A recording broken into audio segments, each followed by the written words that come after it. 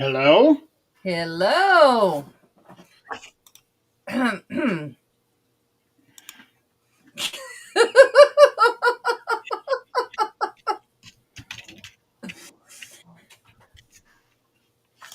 How are we doing there, Nick? and you show it just as I'm getting the sound on. Yeah, well, because I had to create the new studio, I forgot to put it in there, so I had to type it up real quick. Oh my gosh. Um, Getting this thing shared out.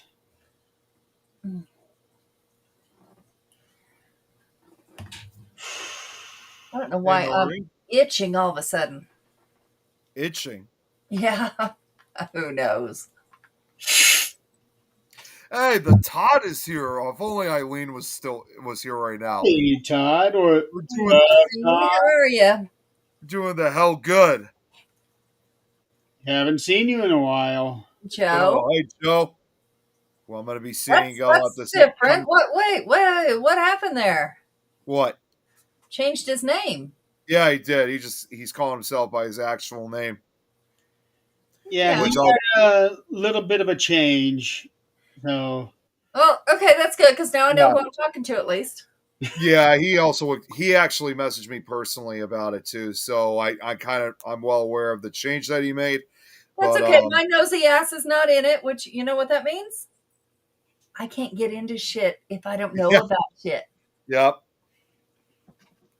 Well, either way, excited. Yeah, as Joe said, it's a long story there, Oh, and that's of course, quite all right. See, I see the drama on Facebook and then I'm like, oh wow, that's the first I've heard of it. I don't I'm not involved in it. well, That's great. he hasn't publicized his, so no, he hasn't. But I which is will be excited. an example a lot of people need to follow.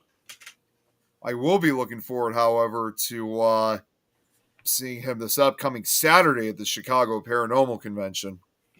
Yeah. Awesome. Todd, what have you been doing? So he's been crazy busy here. Yeah, I want to know what's going on. He just met up with Robert Murphy over the weekend. I knew I that. thought I I saw saw the them with him. pictures. Yeah. Yeah. I think I got tagged in a couple of those pictures. So So, first four initials of your surname. So the rest of it is crazy. yeah. So he's still short 5 letters. So the tagline that I've got for tonight's show is "What's going on with our cities?" Yeah. Like that's nothing new. Well, Oh, it's very new. Well, I mean, stuff's going on all the time, but it's very new stuff we're talking about. Fort Wayne made the national news over the weekend. Oh, really? Yeah. So So did ours, yeah. yeah, uh, it was either Friday or Saturday. I forget which, but a black man, got beat up by a white biker gang here in Fort Wayne. Oh, And there's a lot of stories floating around on this one. Nobody really knows the truth, but there's a video out there of this man getting beat up. But from the one that I saw, did not show how the argument started. It showed one of the members of the biker gang punching him, and then some rough housing around. Everybody's down on the floor, and then it's done. So now they're calling this a race crime. well, Uh, the I story the just looked it story up. going around is that this guy refused to pay his tab. Another one was that he was trying to pay his tab and leave. I don't know what the deal is, but now we're getting protests. People are picketing in front of that biker that that bar where this incident happened. Well, I'm Uh, going to tell you right now, I'm going to put this disclaimer out there. Bikers, as a whole, help people. They are not these racist son of a bitches unless they're in the two The 1%. percenters, one Yeah, percenters, the one. whatever that Well, and I go. just looked it up which club it was. I was not surprised. It was the Outlaws.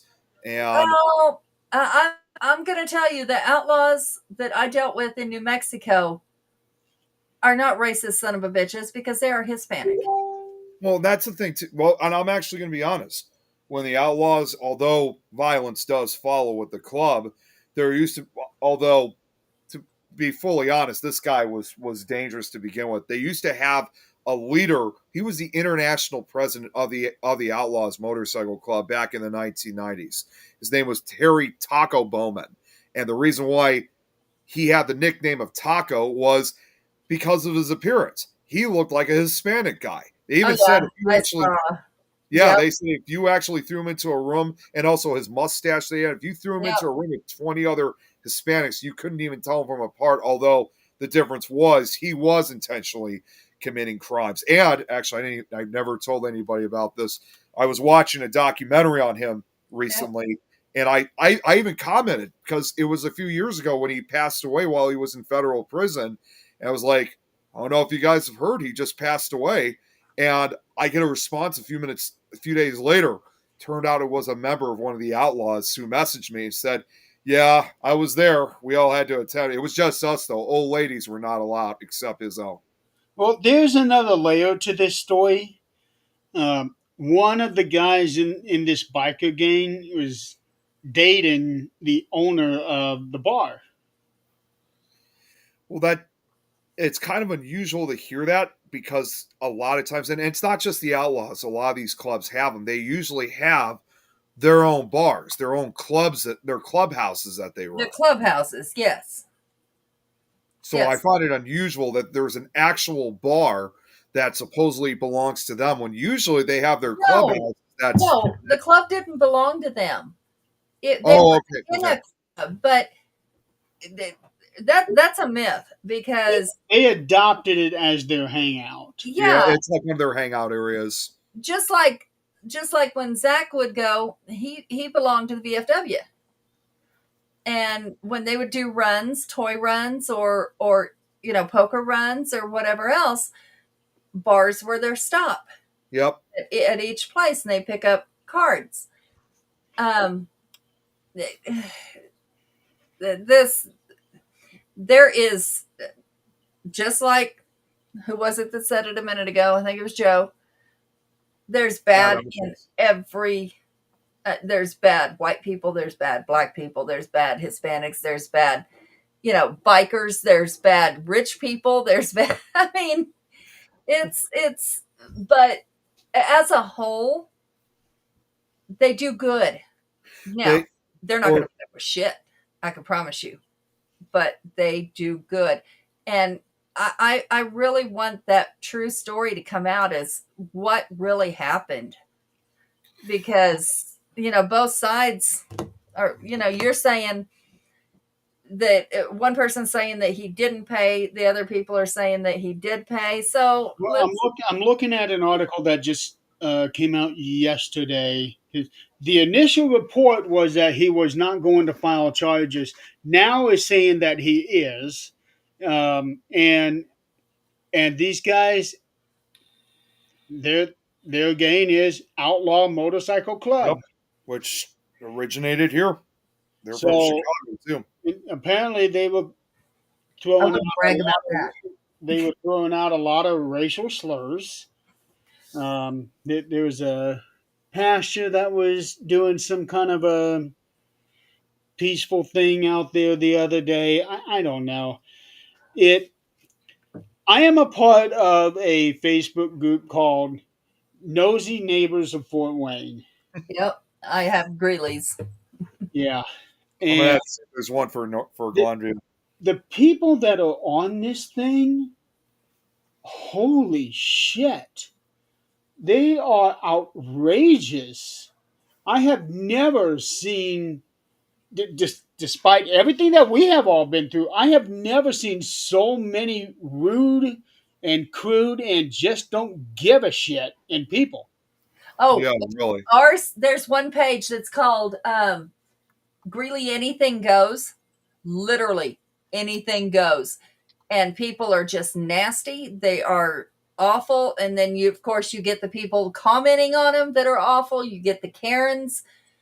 Yeah, Oh, I look at it, I see what's going on, and that's it. I'm done because I'm yeah, going to say something that's going to get my ass kicked.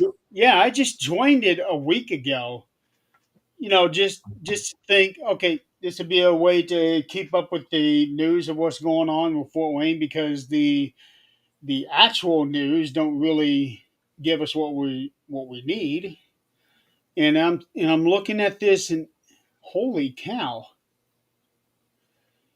If my mom was still here, she'd be so ashamed. And it is shameful that we have come to a place where it is so accepted to be so nasty to other Yeah. people. Yeah. Um and I can't even believe that somebody thought it was okay to normalize that. Yeah, and it has become normal in the news. It has become normal, in society. This is not okay. I mean, there's got to be more of us good people than there is bad. But when you continuously see, like we talked about before, when you are around a certain type, you start taking on those characteristics. So, even without knowing it or realizing it, and then somebody you haven't seen for years says, "The hell happened to you? That's not how you were." And you have to reevaluate yourself. And so, that's the same thing that's happening now. You see it with me. You look in these groups, and people are bashing one person that's just trying to say something. Everybody's bashing them, so then there's other people protecting them, and you end up, after reading all the comments, you're pretty pissed off, and you end up saying something you shouldn't say. And There was one yesterday. Um, Somebody was complaining about grass being blown out onto the street. oh yes, that's illegal here. I didn't know that. See, I mow the grass, and a lot of times the grass gets blown out onto the street. It's illegal because bicycles and motorcyclists can go down Yeah. because of Well, that. in Sense. Ohio, it's illegal. Here, it's not. Not that I Neither know. here. But there was this girl, and I'm paraphrasing this. She said, "I work 3 jobs. I don't give a shit. I don't have time to give a shit which way the grass is going." And people I just, agree. yeah, and she started talking about how she even with the 3 jobs that she has, she doesn't have much money, and having a motorcycle is a luxury that she can't afford. So she doesn't give a shit about those people if they get hurt or not. Yeah, she's saying all of this stuff, and people were jumping on her saying, if you have to work 3 jobs and you're still not making it, maybe you should rethink what you're actually doing. Another person said, it doesn't take much to think about whether if you're walking right or walking left with the mower. Just look where the grass is going and go where it needs to be. Well, I would have stood up for her until that. Yeah. Oh, there were a lot of people. I'm going to see if I can find that See, because she made that comment in this nosy neighbor thing, and somebody screenshotted it and blasted her. Okay, so I just looked at the page, the last few comments, and there's one that says, "I know the person probably isn't on here, but I was the blue bike that was getting shots of your car while riding next to you. Your ride is sick. And they posted some person's car that they thought was cool. That's great. Unless, ooh, they posted a person with somebody else in the vehicle that they shouldn't have been with. That could be an issue. Well, at that point, don't be sneaky and go sneaking around. So, I don't know. Wow, this is a busy, busy page. It is here too. Made a report, but watch for these two. They're stealing packages. STEELING packages. I am not that person. I do not correct their. Oh, but that drives me crazy. Something here called I just found this out. Chicago. Oh wait, no, I'm sorry. That's something else. Never mind. Because I was trying to see if there was one like for Chicago or to a lesser degree, Glenview. Oh my god. Okay, I don't see this, but I will say that I will tell you this. This is actually kind of funny.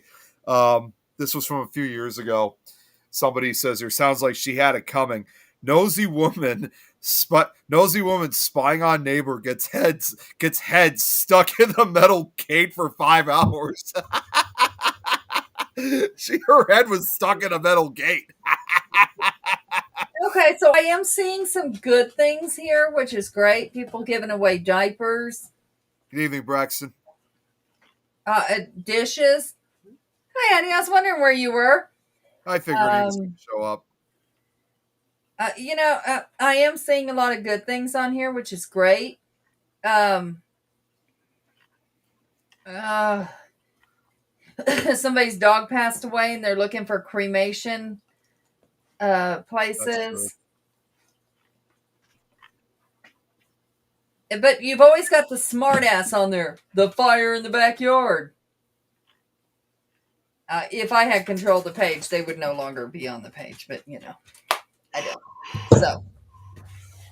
I got to bring something else up. And Adrian, I know I actually just saw that you commented on this. And something I figure we would probably talk about. All this talk about nosy neighbors and stuff. I heard about the sentencing of Aaron's former wife. For Aaron from Ghost Adventures. You heard about it or you watched the video? I haven't watched the video yet, but I have seen the photos. It is gut-wrenching. I'm sure it is. It is. I mean, you feel for him because you can imagine if it happened to you, you gave all your faith to that one person and they did this. He had a speech wrote up, and you can see it on David Childers' page. I saw it. You can watch that video, and he is talking to the judge before the sentencing.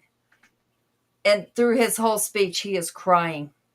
Yeah, I could see in the photos he was like constantly crying. Like it was awful. And the things he said was, you can tell it was from the heart, and that it killed him.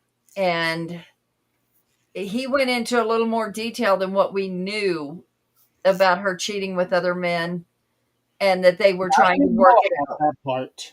Huh? I didn't know about that part. Yeah. Well, I didn't either until, he went into detail in his speech saying, I think she needs, he said, I don't know what sentence she would need. He said, but I'm going to tell you, I'll never feel safe again. She has taken any sense of safety I ever had. And when she gets out, I'll still not feel safe. Do you know how many years she got? I saw that. She got served like 3.5 to 7 years in prison. 7.5 to 15. It just, to me, it's just like when I saw that, and I talked about this with my mom because, like how I've told you guys that, she's been an attorney before. She says to me, she's probably going to get out in like 3 years, if not even after a year or so. I mean, and that's possible. That's absolutely possible. But how do you solicit to a hit? Yeah. There's a name for it that we can't say on here because then it might get taken off, but and get 7 years. Hell, let me go do it. It's like, I got some people on my list. I mean, it's like when I heard that, it's like I couldn't believe it. And I even said to my mom, response saying, I mean, when she told me that she could even get out earlier, I'm like, you're kidding me. There's no justice for Aaron in this case. There is not. Well, the thing is, even if she got 25 years, he still would not be able to feel safe because No, he could still influence somebody from where she's at. absolutely. Well, I said that again. Happens all the time. And Again, he's I said public. that to my mom too. Is that even if Aaron escaped like the area, left and never looked back, it's still not over for him yet because even she may be locked up in prison, she may even be in a maximum security facility, but that doesn't mean that she could still make calls from behind bars to take care of it for her still. Well, and those calls are so. We'll go there in a minute, but those calls are recorded. But something has to happen in order to go back to see those calls and see what happened. Here's the thing: she cheated with more than one person. Yep. He allowed her to come back in. They were working on it. He said he was treated like a king. And she treated him amazing the whole time, sending his location, asking if it was done yet. I okay, I don't know. I guess as a normal human, you cannot fathom that. I don't know. I can't. I can't. Yes, there's people I would love to do that to. That don't mean I'm going to. But I can't. I can't fathom. Well, his life will never be the same ever. It will It's, not. And he had trouble coming back yeah. to the show I'm because of things that happened to him paranormally. But this is just kind of icing on the cake that I don't know if he'll come back from. Yeah, because real life is much more dangerous than anything paranormal. Yeah, very much so. Yeah, it is. The other thing that I also think about when it comes to his situation is because for starters, I just found the video on YouTube, so I'll watch it later. And sorry, I kind of lost my train of thought for a second, but just the amount of impact it must really have on him, and it's He just said he cries every day. well, and I'm sure it's even more devastating for him when the sentence was given to the former wife. Like, that it was only like 7 years, and it was not what he was probably hoping for. Because I always heard those Are type of they even charges. divorced? Are they still married? I They are don't right know. now. I don't think they are. Yeah, they are. Oh, they are. Okay. They're married right now.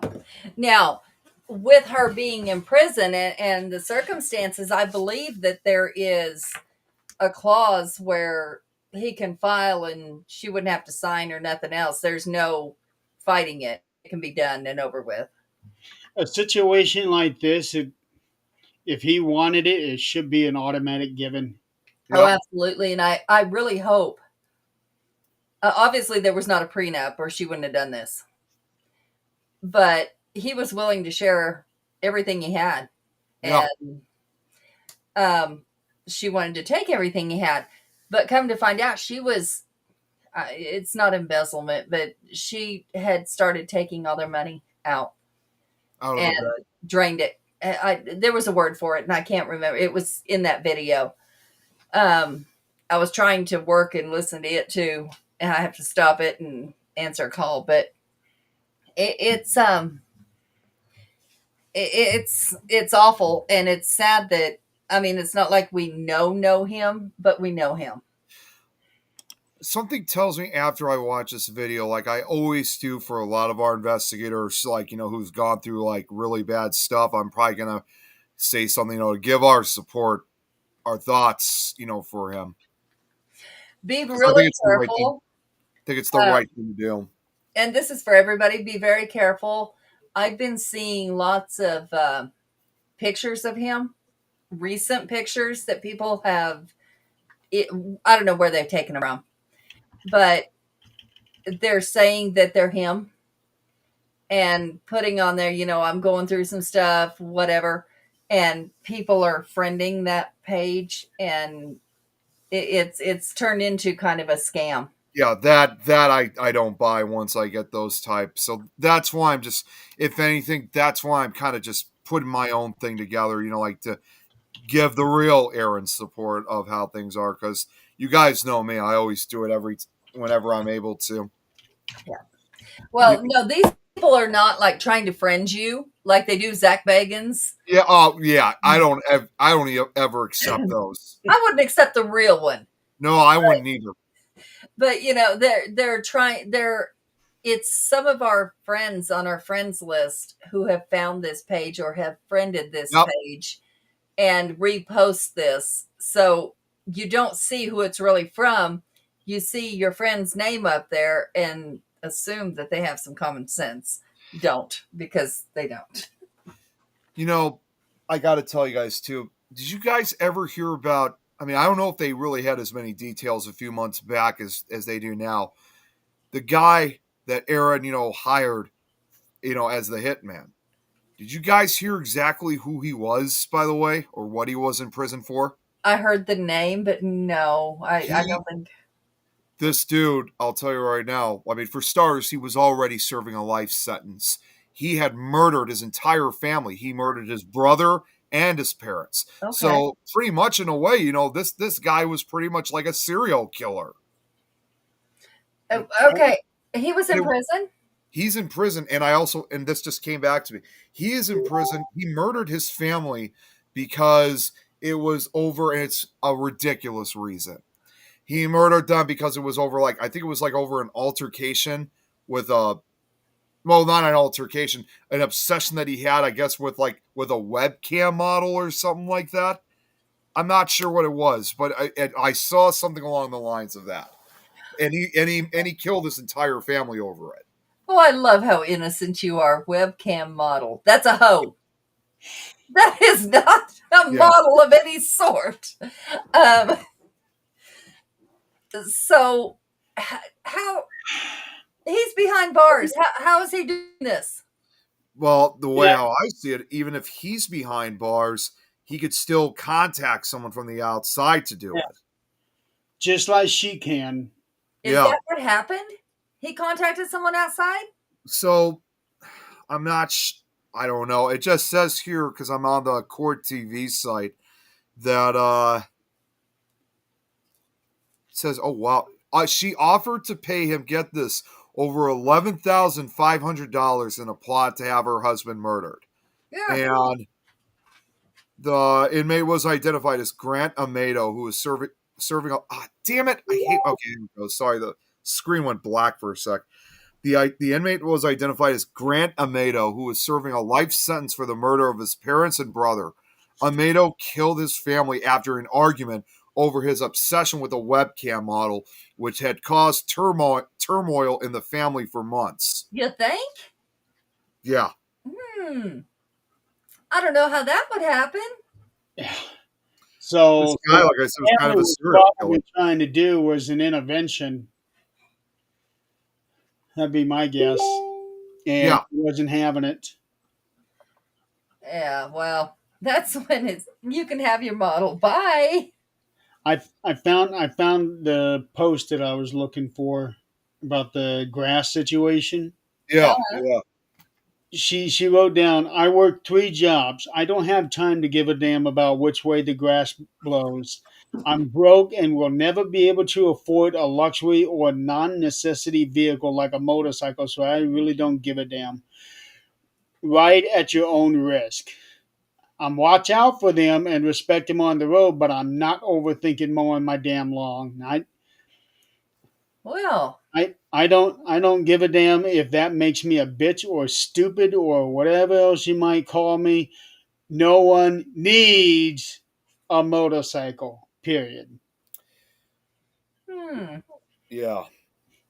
I'd say backlash warranted.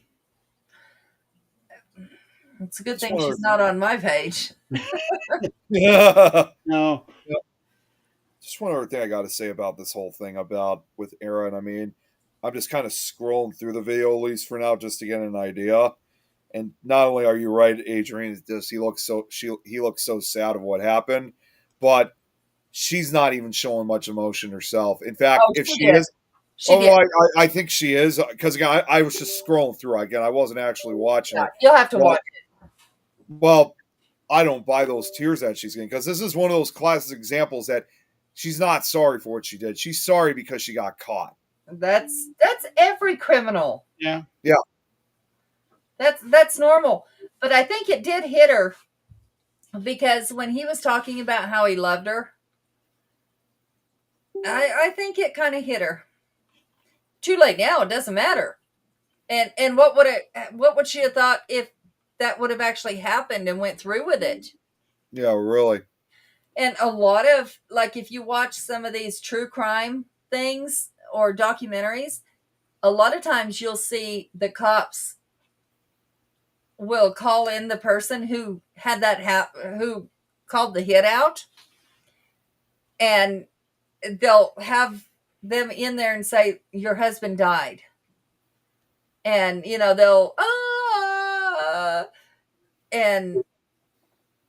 they'll want to see their reaction. And they'll tell them they actually died before they arrest them. Yeah. I wish they would have done that with her, but they didn't have time. Well, either way, just the sentence, like I said, is what I know is it bothers me the most out of it. I just think to myself, like when I read that earlier today, I'm not going to lie, I was like, that sick absolute bitch. I can't believe they're going to let her out. Yeah, and she's going to come out, and this is going to be controversial, but I'm going to say it anyway.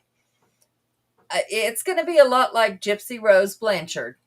Yeah. I've been following her since she got out of prison. And that's what I was getting ready to say about the phone calls being recorded. I have listened to her jail recordings. You can request them and get them. And they're public record. So I have listened from phone call 1. Prison? Yeah. I did not realize you can request to listen to them. Yes, Yeah, you can. It's a new thing that they've been doing. So yeah, you can.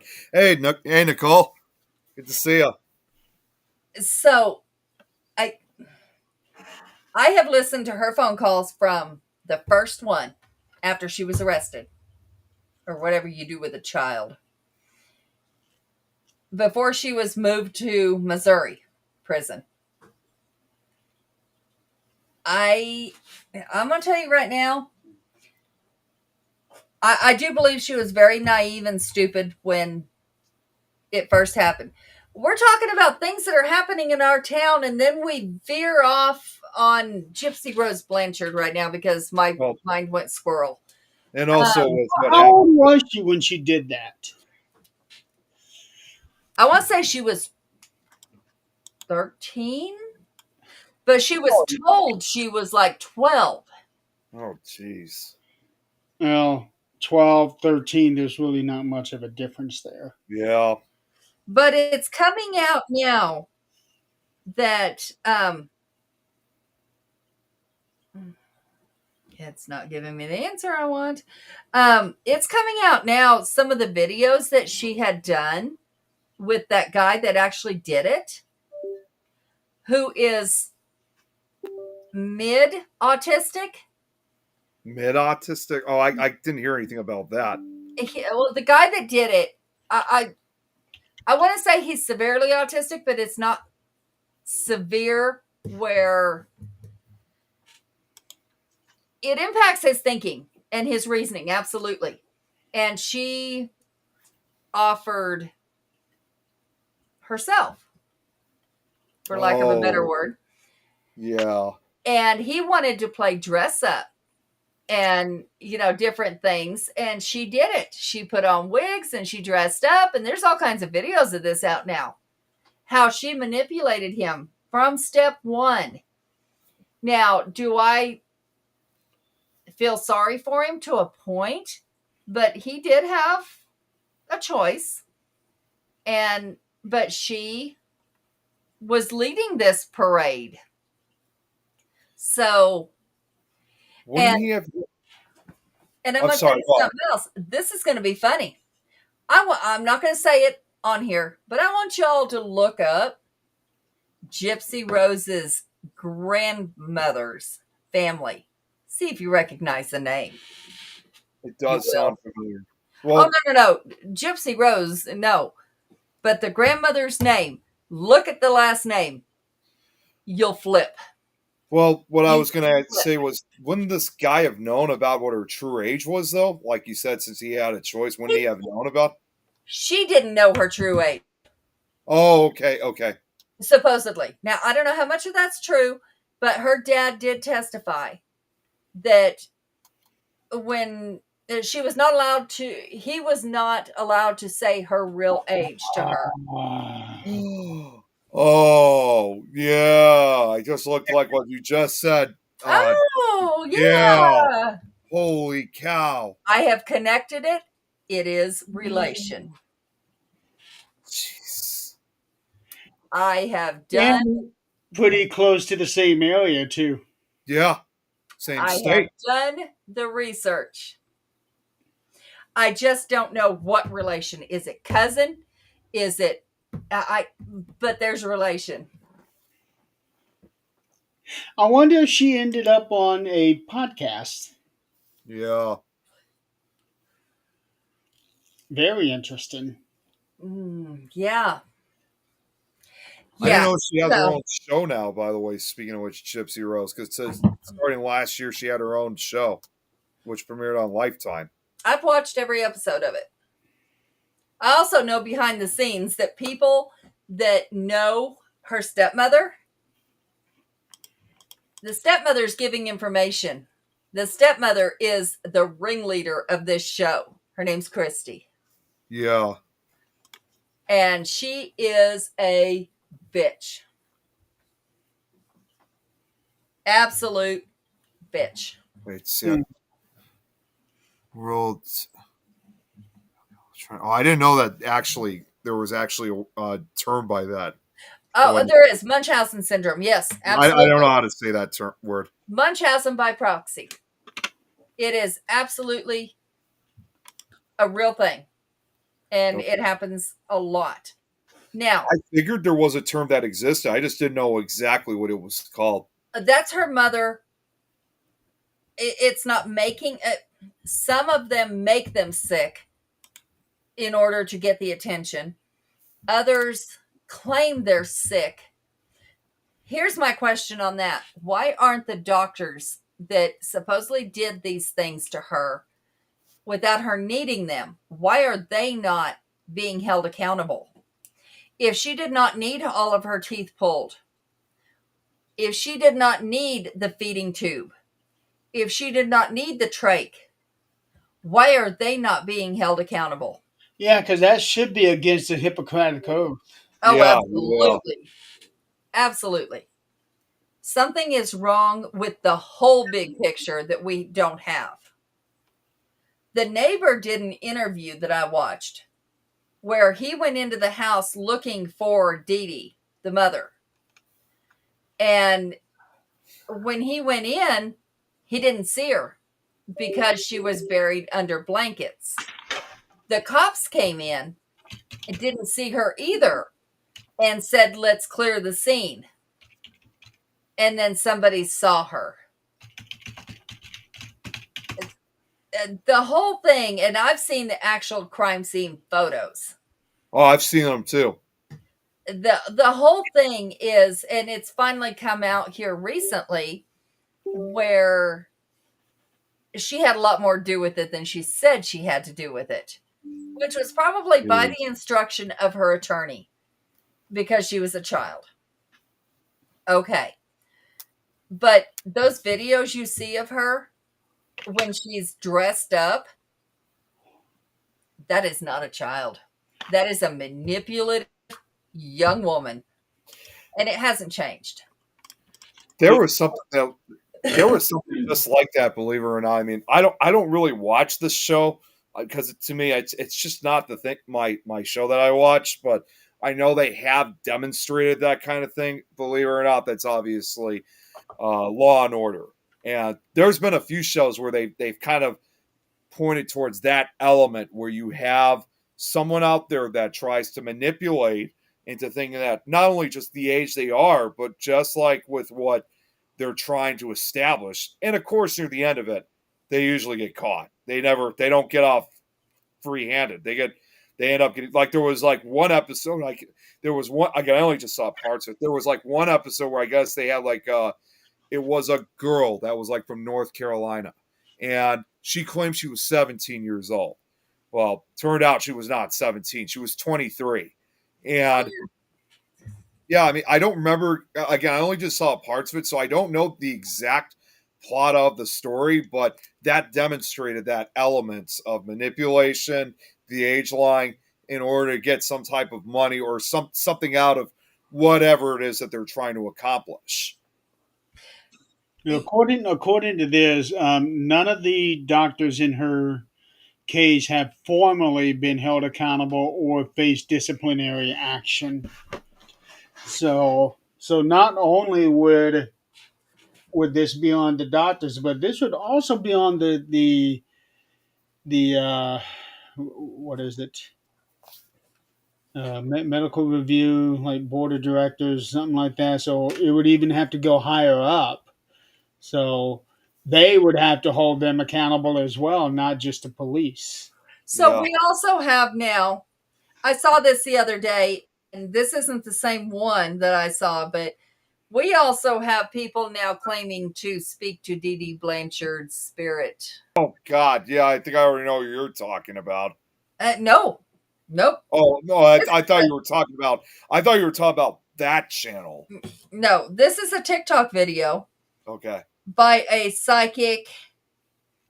Um,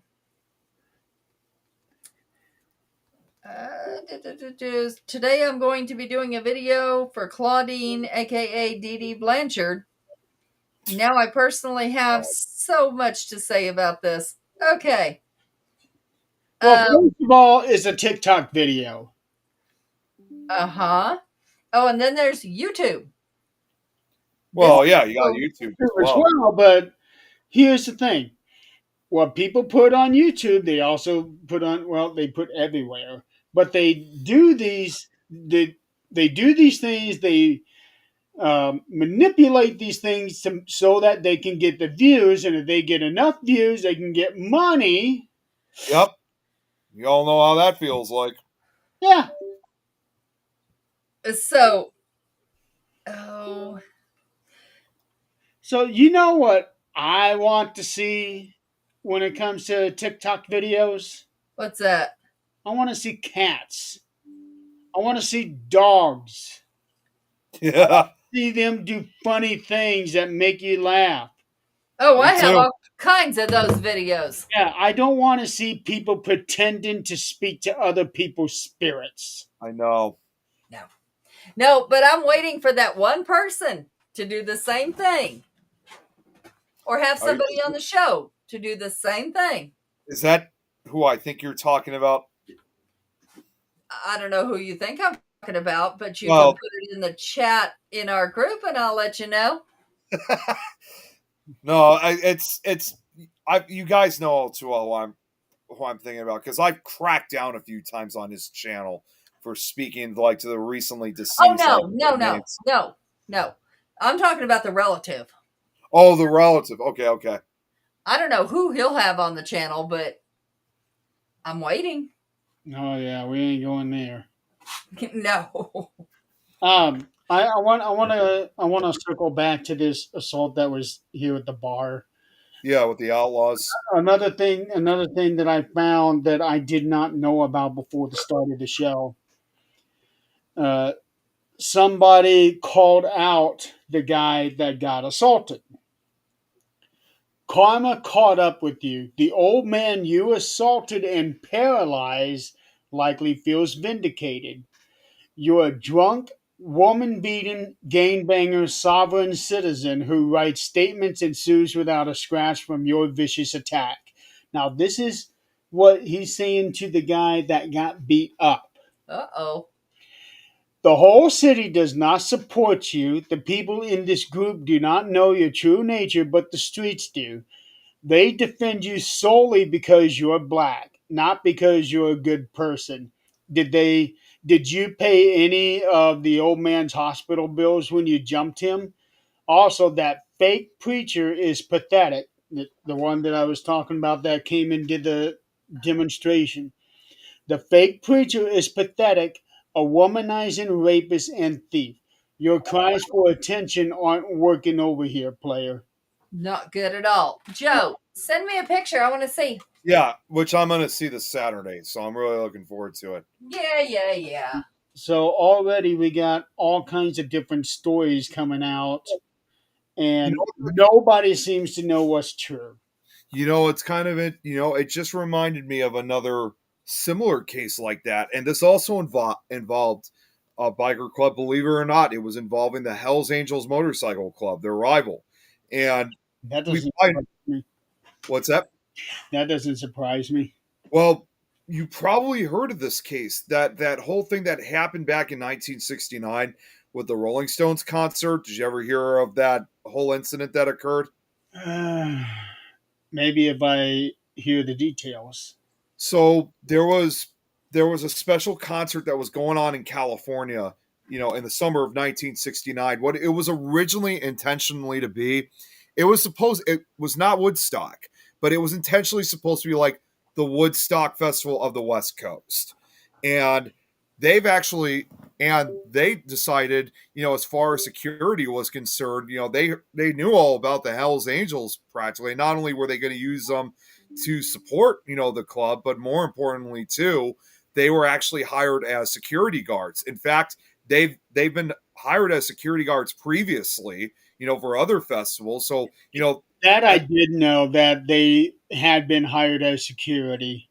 yeah, they had been hired as security before, and according to previous festivals, they were great. They were doing their job. They were even at times funny, and so they thought, they were going to use Hell's Angels, but unfortunately, it all started. First of all, it started with one of the bands, Jefferson Airplane, where one of the band members actually used the F word on one of the Hell's Angels, and a Hell's Angel knocks him down, as a result, because that was considered disrespect, and it just led into this whole crazy thing. But then later on that evening, when the Rolling Stones were performing, there was, you have to remember, just like Woodstock was, there was a lot of people, who were high on drugs. You had a lot of the hippies there.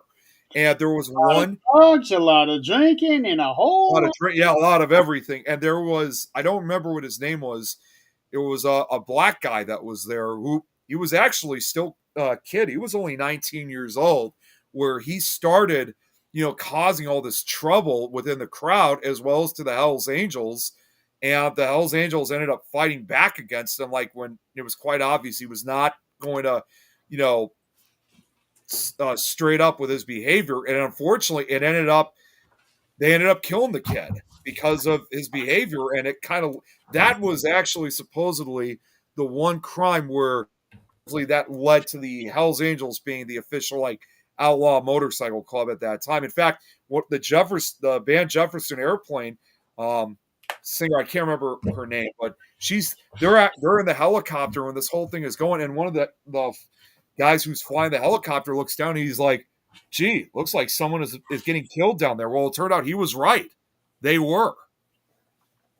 So I kind of see a comparison between this recent incident and the incident that occurred back in 1969. No, I do not know that one. Yeah, that was the one thing, like I said, that got national attention. And again, that was at that time they said that was the one crime that labeled the Hells Angels as a criminal organization. But of course, obviously, they've been, like you said, Adrian, they still help people and they're still trying to clear the name of their club that they're not. It was just bad apples. I don't know if they're trying to clear their name.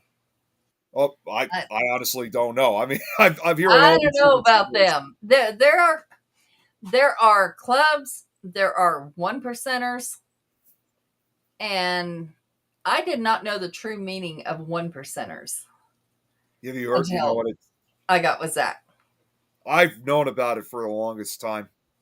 about what a I one percenter that was is. something I never got into that stuff. That was just not my thing. What you do on your bike is not my problem. Not Yeah. my business. I ain't on it. I was going to say with my vest, why do you think I don't put a 1% patch on it? Because I know You not shouldn't never to put put one. any patch on it that has anything to do with remotely looking like a biker. Definitely. Well, the closest thing other than the paranormal patches I have, other than the rockers, is a skull and crossbones, but that's pretty much it because I like the skull and crossbones. That's Yeah. the closest I'll ever get to. And because I think I might have told you guys before, several years ago, we actually did have the opportunity to investigate with a biker club. Not a 1%er one, just as they would call the 99%ers. And the guys that we were they were actually pretty nice guys, to be fully honest, but they were, I think, probably the most perfect people I could really ask all these questions to, like in regards to my vest. And I got a lot of that. Hold on one second, guys. Sorry, someone's calling me. They were probably the most perfect guys to really ask all my questions to them.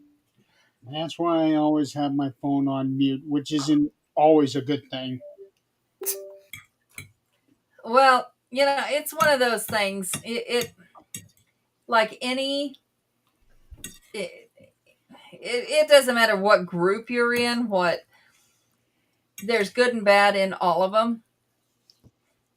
And it's your choice to hang out with them or don't. Speaking of groups, Oh shit.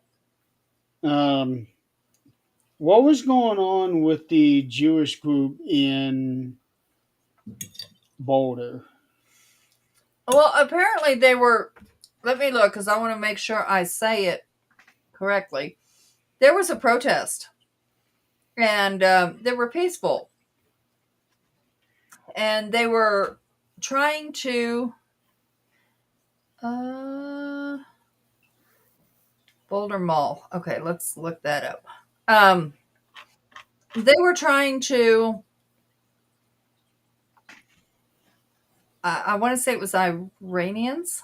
They were trying to get, it free, but there was a man that decided it was a good idea to go in with Molotov cocktails, and one of his victim was like late 70s, early 80s. He burned up. I don't know that any of them died.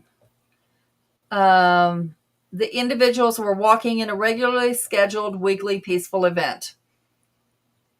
Until Suspect. Yeah, until. Yeah. The suspect has been identified as Mohammed Sabri Solomon, 45, of El Paso County. He was taken in the hospital to be medically evaluated before being booked into Boulder County Jail. Who cares what happened to him? Witnesses reported that the suspect used a makeshift flamethrower and threw an incendiary device into the crowd. The suspect was also heard yelling "Free Palestine" during the attack. Yeah, so Boulder police notified the FBI. They were there within minutes. How? Anyway. they should have been there to begin with. Yeah. The FBI is investigating the attack as a targeted act of terrorism and is working with Boulder police to process a crime scene, interview witnesses, and gather evidence. And they haven't even said, as far as I know, if that elderly person died or if they didn't from their injuries. But there's pictures of him with Molotov cocktails in both hands. What is it with now? Sure, it may not have been directed at this particular elderly person, but still, it was a crime on the elderly. Mm-hmm. And Well, I can also. Sorry, Jeremy. okay, yeah, and we just had an 86-year-old woman here in Fort Wayne shot and killed in her own home over Mm-mm. the weekend. Mm-mm. these circumstances around that, I have no clue. I don't know um, if this was like a younger family member trying to do something as far as like drug related or not. I have no clue. Yeah. But where she was living, sad to say, does not surprise me because she lived in one of the really bad parts of town. But yeah, Probably all she could afford. yeah, and her home is right across the street from an elementary school and a church. So Yeah. there should have been cameras out there somewhere. Oh yeah. I don't know if they Yeah, do in schools or not, outside of schools, but This day and age, they really should. they should. oh, Um, the Braxton and Tom saying now their family's being yeah, detained they're by being ICE. detained. Hey, that's something. Did their family have anything to do with it? Probably not. And this detaining and deporting without any kind of, real. Oh, this tattoo, this rainbow tattoo looks like it's a Yeah. gang symbol. No, no. I understand if your visa's expired. I understand, things like that to go through the process. I don't understand sending people to a place that the judge said that they had asylum from. I don't understand that. It's very possible that the family may not have known what he was doing Sure. because I remember a story. Oh shit! Who was it? It was. I gotta look it up. It's about the man who killed a bunch of women. Oh yeah. Um, I know what you're talking about. Yeah, Dennis Rader. Dennis Rader. Yeah.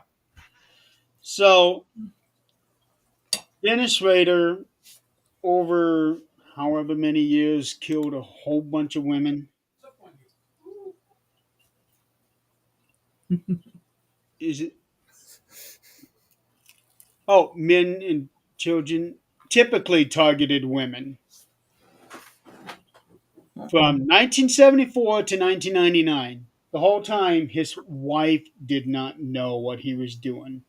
Sure. I mean, if you trust your husband or if he has enough control over you or your wife that, they tell you I'm going to work. No. Oh, they're going to work, but not the work that you think. I mean, if you have no reason to question them or they go on their lunch break and do something stupid, Yeah. you can't be expected to know. This day, it's very easy now to deceive somebody. Yep. Mhm. Oh, I can't tell you how many times that I've seen because correct me again if I brought hey Joanne, correct me if I brought this show up before because I do watch this. To me, I watch it because it reflects on a family member's perspective, and also, as I would usually say, this is a show that I think is a good way for me to take a break from watching a lot of the paranormal shows and focus to something that actually is truly real. It's on Investigation Discovery. Do either of you guys ever watch that show, Evil Lives Here? I have seen it, yes. What And okay, so you understand from the perspective of what the show is about. I've been watching it nonstop. I mean, what is it? what's that? What is it? Evil Lives Here. Yeah, it talks about like people that, you don't even know your neighbor's a murderer or all of a sudden they become one or, your husband, wife, boyfriend, girlfriend, kids. Yeah, it that's exactly what it is. A show that is on the perspective where they interview like either either a relative or a partner, they talk about either their parents, like either their mom or dad, or their sibling, or their or even their own kids, like Re- or Real husband and quick, wife, all these type of things, Mm-hmm. where quick, Nick, since she's here, today is Nikki's yes, birthday, all the way. Well, actually, it's tomorrow for her now. yeah, Yeah. But it's still today for us. So happy birthday, Nikki. happy birthday, Nikki. But yeah, so with the show, so they speak from the perspectives of like who these certain individuals were, because unfortunately for some of the people that are interviewed, they were either abused by them or Yeah. to some degree sometimes they have been molested or raped, like if they were kids. And it later goes on with the fact that this whoever this relative is, it's not just from the abuse that they suffered. They also talk about the eventual like big crime that they would eventually commit, which most of the time it usually involves murder. In fact, they actually did an episode, which is certainly one of the best ones. And I'm not just saying it because it happened here, but they even did an episode on John Wayne Gacy. They interviewed his sister. They've done so many. They've done, and it's really sad from when you hear from their stories of what what they had to endure either through their childhood or relationship or whatever the case is. And it's just a show that you just can't help but feel really bad for these individuals. In some occasions too, I forgot, in addition to relatives or partners or whatever, some of them also have episodes involving like if they were raised in a family household, but they were also part of a cult. So you also have former cult members that speak out too. Braxton, I remember that. Now, wasn't it they found them, but like one of them was still defending the person because they were like, I mean, they had grown to, that's their family now. There was a story that just came out today where um, a man had killed his three daughters. The oldest one was 9. I don't get, I don't. Braxton, they didn't do an episode as far as I know of, like, because he says like that former members of Jim Jones's cult. I don't. Oh, yeah. Well, I know the story. I don't think they have, at least so far, they have done an episode involving like somebody speaking from Jim Jones's cult, but they have from other cults though in the past. The show's been running for almost 10 years now, since 2016, and I've gotten up to I can't remember which season it was, but it was up to, I think it was from 2 or 3 years ago where I was caught. So I'm at least a few seasons behind. And I don't know if you've ever, because Adrian, you said you've seen a few episodes of the show. Mhm. Believe it or not, in spite that this is true crime right here, there actually are some episodes, like it's very rare, but there are some episodes where they do kind of have a little bit of a paranormal theme to the episode. Because there was like one episode that I don't remember which episode it was, but it was a woman that used to be in a relationship with this guy who, I guess, he ended up murdering someone, and they ended up taking photos of the crime scenes. And when they showed the pictures, and they knew this was not, I mean, again, you can't, a person is not lying when they tell these horrific stories. Mhm. They had found pictures of what looked like there was a skull in the photographs, but the way how the skull was appearing was almost like it was kind of giving clues, like directing exactly where the body was eventually was going to be located. So in a way, it was like the murdered victim was actually reaching out through these photos by appearing as a skull. And each time they get closer to the particular crime scene, like where the skull is pointing, they would get another picture of the skull itself before Mhm. they eventually find the body, and the skull disappeared entirely. Well, like the girls that Braxton's talking about, can you imagine? I mean, yes, they were found. That's great. Hey, Chris. But put yourself in their shoes for a minute.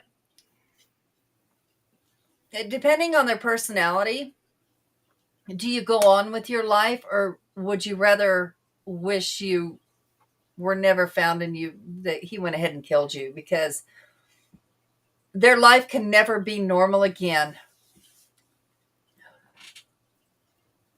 Okay, wait a minute. Put that back up there. I'm sorry. I was I just going can't through a few more. read Go that ahead. quick. That's No, go ahead. that's the guy I'm talking about. Now, apparently, this thing came out 2 days ago. Okay.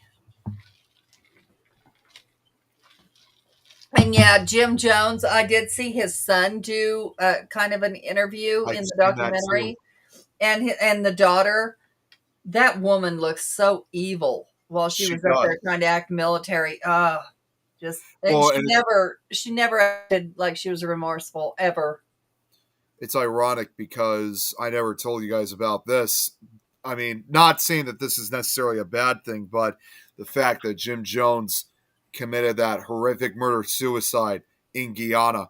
Ironically enough, I almost did make my very first connection with what would have been my first paranormal. I should refrain that. My first paranormal connection from Guyana, and I can't even imagine the amount of activity that it has occurred in the former Jim Jones site. But also, more importantly, they're still finding artifacts from the former Jonestown that existed. Oh yeah, yeah. That's In like, fact- what was that? Okay. One was the Kool-Aid story, which was Yeah, drink the Kool-Aid. yeah. And then there was something that happened Oh, that's right, what Braxton said. here. Yeah, the woman who was a young journalist back in 1978 was in South America getting some info on the cult.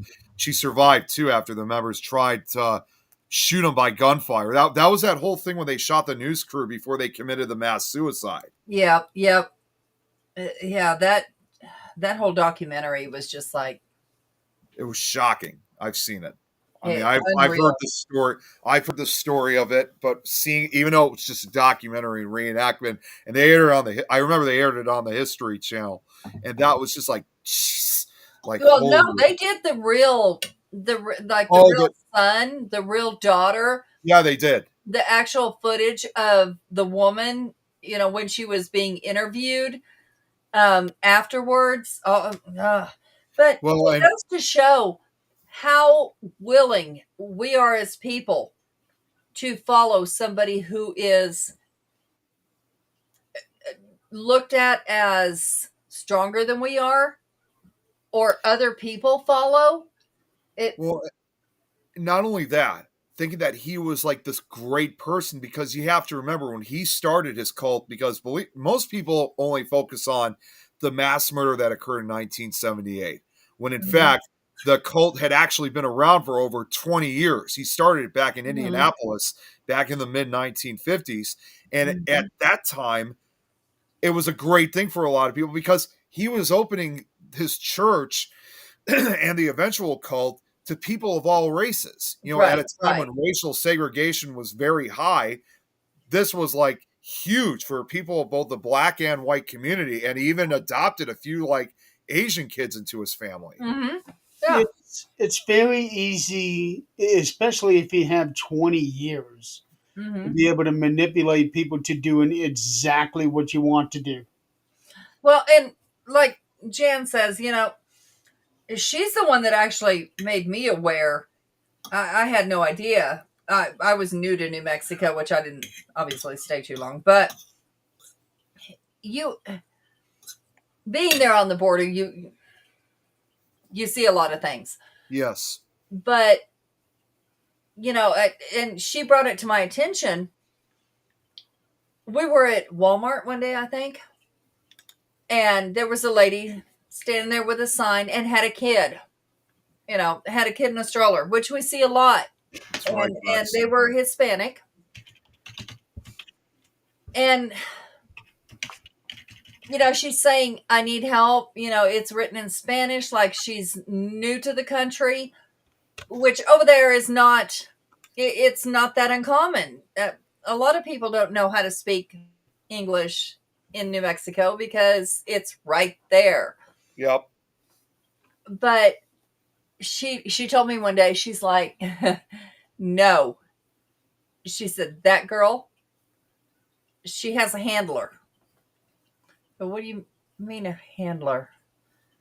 She said, she is not out here asking for money for herself. She has, like a whore would have a pimp. This is a handler that gets all her money. She is out there as bait. And there was one time Jan walked up to a girl.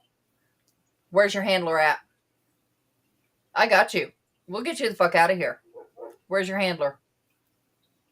Of course, the girl did not reveal her source, but things like that are happening beneath our nose that we don't understand. Yeah, Well, yeah. I know that. I know the audio, that tape that Braxton's talking about. Yeah, it's I on was you. nude lots of times in New Mexico. Yes, sir. I would not want to listen to that. I heard a little bit of it, but I did not listen to no more than maybe 3 minutes of it, and then afterward, because it's not like it starts off like horrifically right at the beginning.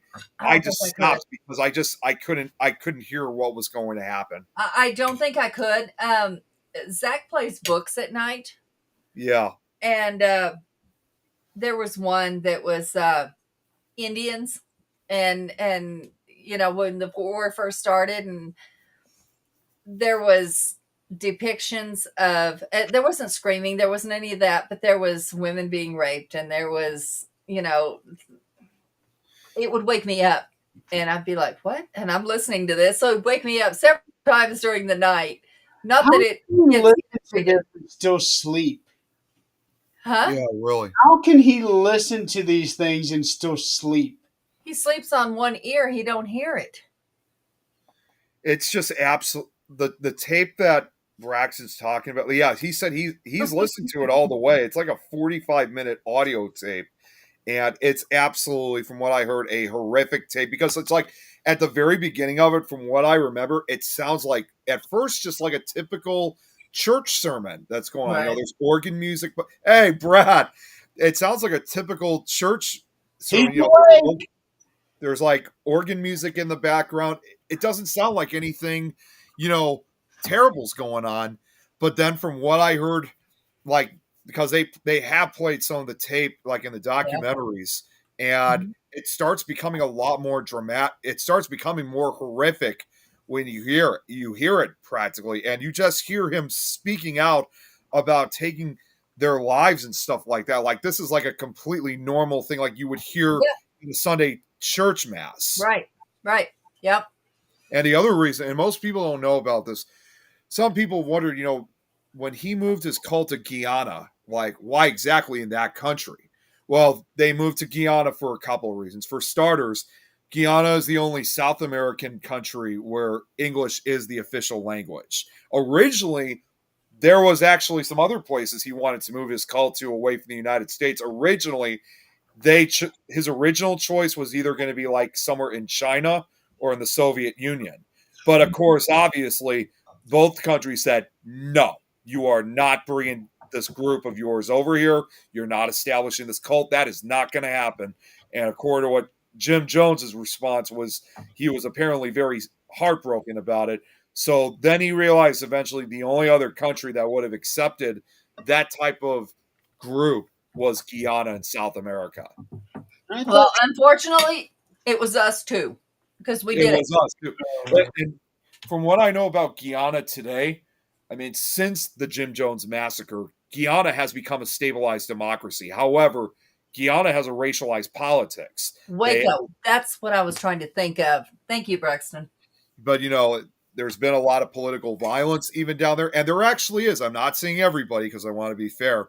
There are still some people I've learned throughout that country who have, not just only in Guyana, but also neighboring countries of South America, Central America, Mexico, America, Canada, and even countries overseas, where these these individuals from that country, they develop a huge fascination with Guyana, really focusing on political entry, revolution, racism, and even Jim Jones. Well, here's the thing. I was thinking Guyana was in Africa. No, it's in South America. Yeah, I see that now. Here's the It's a thing. small nation on the northern coast of South America. This should be a lesson to all of us every one of us, like we talked about, you do become like the people you hang out with or that you see all the time.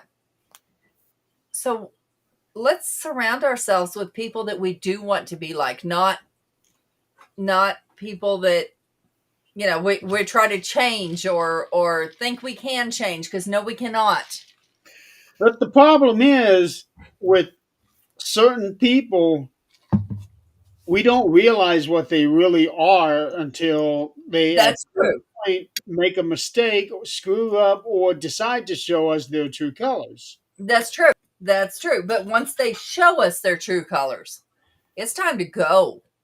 And we Like, do. That's what some of the cult members of Jim Jones tried to do. They, in addition to the news crew, there were some cult members that tried to leave, but they too were shot and killed because to them, Jim Jones saw it as a betrayal to Jonestown. mhm. And I'm going to be honest with you guys. I've talked about this a few times. I actually do have. He's someone, in fact, who does a show here who has kind of been, I'm not going to say the name, but he has kind of been in similar situations like that with a girl that he used to date. And he knows about this already. Who So used to date me? no, what I was, I'm joking. no, I know. No, what I want to say is, like, at the time that we met this girlfriend of his, and after we found out about her behavior and whatnot, I mean, I felt bad that it seemed like we were kind of talking behind his back about this, because it's like he's not seeing the way that we were seeing it, but he finally discovered for himself that this was starting to get really bad, and he had to eventually end the relationship. So, I decided to come clean with him, and I decided to say, look, it's not like we were trying to talk behind your back, but we were talking about a lot of this because we were worried about you. And we were fearing you were going to get involved in this too, because she and her family were very much like a cult. Because what we do know is that a cult is usually ran by one person who's in total control of another person or group. And these people, they made the rules, and if he was willing to follow them, then they knew, or in this case, his girlfriend, she knew she was in control of him. And when we revealed a lot of what we said, for these past few years behind his back, instead of, like what you would expect, that he would say, no, that didn't happen. Actually, he came clean and he confirmed everything that we were saying behind his back. So In here's fact, the thing. right, if somebody shows you their true color, believe them. Absolutely. Here's the thing. Uruguay. Why are we waiting? Talking about someone, having to let them know we were talking about them. Why can't, and this is why people don't like Jan and I if they don't like us, because why are we talking about someone behind their back instead of talking to them? Now, if we went to them, straight to them, and said, hey, this is what I think is happening. This is, you can believe me or not, and I may be wrong or not, but here's what I think. That way, you're well aware of. I should have done that at the time, but I wasn't really completely aware, understandably exactly what was going on between them. In fact, it all started, believe it or not, on a ghost hunt that we were on, because we were in fact investigating that high school that I've told you guys about, Schurz High School.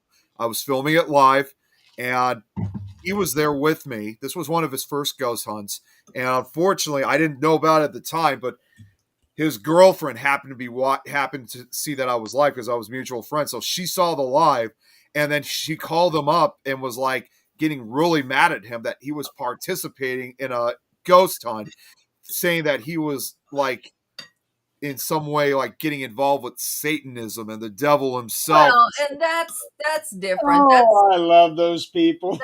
That's a whole different scene. But Jan and I get a lot of shit because we're not gonna say it behind anybody. We're gonna tell that person first. If they don't believe us when we say it, I'm sorry. I don't know what to say. I told you. We could be wrong. Absolutely. But we're going to say it to you before we say it to someone else. And that's the operative word there, Jan. She is a product Yeah. of a cult, not Yeah. in a cult. Yep. Product of a cult. And that's a whole different story that if Right. ever one day she wants to actually discuss it, I would love to have her on the show and discuss it. But until then, She's told it to us I'm going to leave it at personally. that. Yeah, she told us personally about it. And I'm going to be honest. I'm just going to say that it was just so detailed and just Oh, so it's very horrific. detailed. Yeah, well, and also more importantly, so horrific. I mean, I'm not going to lie. When she went into deep detail of it, and I'm not trying to sound disrespectful, Jan, but although I think she was well aware, I Oh, almost she's had well to. aware. I had to. I almost got up. I almost got up and vomited. I mean, it was just so horrific hearing what I heard. Yeah. But you But know, living with it. with my friend's case, like I'm glad, like when he was with this girl, I mean, it was when she told him that he was not allowed to take part in like the investigations and also like certain other things that he couldn't do, that raised a lot of red flags immediately. Like she was like there were times she was calling him up when he was hanging out over here. She did that, in fact, like even during a 4th of July celebration that we had. And it was like she was like wondering, what are you doing? Who are you hanging out with? Who's with you right now? That kind of thing. Okay. And Was that jealousy? Or was that she was part of the Christian faith that went a direction that you can't do anything other than what the Old Testament says? I think it was as I would think, looking back on it, I think it was a combination of both. I would say jealousy and this testament. And there were even times that she was trying to get him to cut ties with several like of his friends. She was trying to get him to cut ties with me and Yeah. even trying to cut ties with his own family because, it was I'm thinking to myself, dude, what are you like? You got to end this right now. This is getting way too far. But it The was like, jealousy part probably came because of the Old Testament thing. it was really, I pretty much knew at this point that this really was pretty much was a cult because I've always learned, again, talking about all the stuff about cults, the fact that she was trying to tell him, if I can get you to get rid of someone that you care about, you're close to, or even related to, that will definitely show your increase in loyalty to me because that shows that I'm more important to you than other people, even your own family. And again, if you really think about it, that's one of the things. That's one of the. Excuse me, I can't talk. That's one of the things Jim Jones did to get people. What's that? Slap yourself. I know, but anyways, yeah, to show that kind of loyalty, that's one of the things Jim Jones did to get people to be loyal to him. That's what narcissistic people do. It's Yeah. not necessarily a cult. It's not necessarily. It's this is what narcissists do. Yeah, it was just crazy basically with what he had to go through, and I knew better myself that to distance myself away from her. So, but yeah, they just had a very Jim Jones like feel to it when I heard about this family of hers. Yeah. Well, there are people who have a streamlined belief in either Christianity or any other religion for that matter. But if you're going to look at the whole picture, there's not a streamlined belief. If you want to go, okay, Bible, there's so many stories that branch different directions. Yes, you can interpret it any way you want to, but you're going to take it as how you feel about it and what feels right. You go, toward another religion, you're going to do the same thing. Can you build a cult on any religion? Absolutely. If someone believes in it blindly instead of using their own head. It's happened for generations, for centuries. You have to use your own mind and not just go with people that you want to be like. That didn't work. There was I'm not sure what Braxton's talking about, Chris. But Chris? What the hell did you say, dude? Chris, what now? there was you talked about like again about all these crazy belief systems and stuff, and this actually just happened just the other day. I happened to watch this briefly with my mom. Not necessarily involving cults. This actually goes back to what we were talking about with the show Evil Lives Here. Maybe you've seen this episode, maybe you haven't, Adrian. I've seen it myself. But my mom happened to turn on the TV one day, and there was some movie that was on Lifetime that was involving an abusive family household. I mean, this was not just like your typical, discipline or spanking case. This was going up to a whole new level where the parents were practically abusing their kids, like physically. And I thought to myself when I saw that, I'd never seen this movie before. It was a made-for-television movie, and I thought to myself, that's odd. I feel like I heard of a case like that, very much like that before. And I looked up the movie, and when I found out, it kind of chilled me to my core because I seen the episode of Evil Lives Here. That movie, which came out about 3 years ago, I would assume, was based on, I don't know if you ever heard of the Turpin case, where it was, long story short, it was involving a family, a couple, the Turpins, who had 13 children. And they, from the very beginning, like from the moment they were born up to like that they were growing up, I mean, you talk about different, you think about different family abuse cases that go on, including what you see in the show Evil Lives Here. I don't think, this is just my personal opinion, I don't think no one has ever done anything as evil with this family abuse than the Turpins did, because just the severe amount of torture that they put through their kids. And more importantly, this was something, you guys are going to find this hard to believe, this was an issue, an abuse case that lasted for 30 years. It went between 1988 up till 2018 that these kids had to endure these horrific lifestyle of their parents that they gone through. And to make matters worse, this did not just reflect upon when they were just kids. They wouldn't even let them leave the house even after when they turned 18 and 21.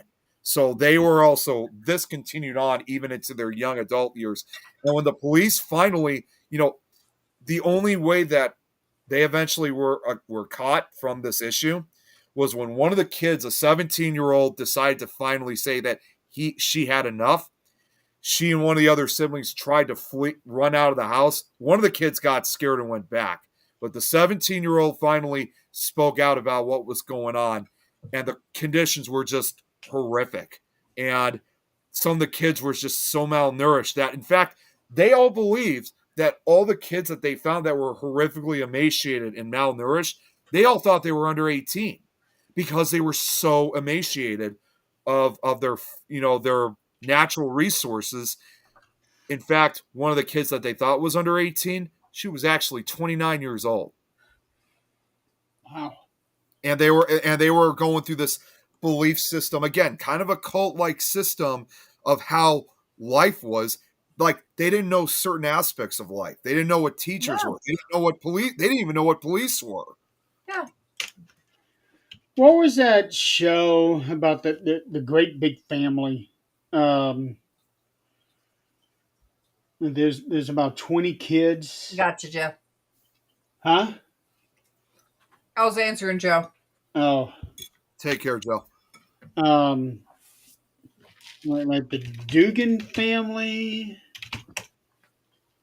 While you're looking that up, I'm just telling you right now, this Turpin case, I mean, I had no idea that they made a movie based on this, but if anything, I would probably consider the Turpin case, basically, as crazy as it's going to sound, truly the mother and father of all family abuse cases. There's nothing that I've ever seen that was horrific as what they did. In fact, if you even look at their mugshots, not much of the husband, but more of the wife, who was really kind of Here. who was really the one that really, who was kind of the leader out of this. You look at her mugshot, she's kind of smiling in that picture, like she's Let's proud of what she did. think about this. We've been told since we can understand, pussy controls. Yeah, she was the mindset of this. That's the word I'm thinking of. She was just. It was just awful. And the episode of Evil Lives. Did you ever see that episode, Adrian? Or I didn't, but I'm going to look it up. They interviewed her this woman's sister, and she was even trying to control her own sister. Like, she was not allowed to, like, have a boyfriend or something. Well, of course she did. And there were times she did try to. She was not the only one. They may have hidden this abuse, like, to their understanding, but her sister, and there were several other people that were well aware of what was happening. They were trying to get it to stop, but they were trying to give the impression that they were this big, all happy American family. There's even a photograph of them at Disney World, showing up with these a picture of them all dressed up and stuff.